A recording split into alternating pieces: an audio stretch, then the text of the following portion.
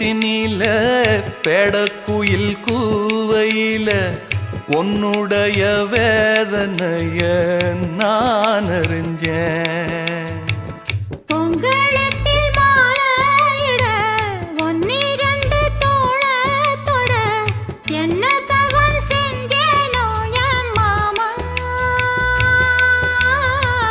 வண்ணக்கிளி கையத்தொட சின்ன சின்ன கோலமிட உள்ள மட்டும் வழியே நானே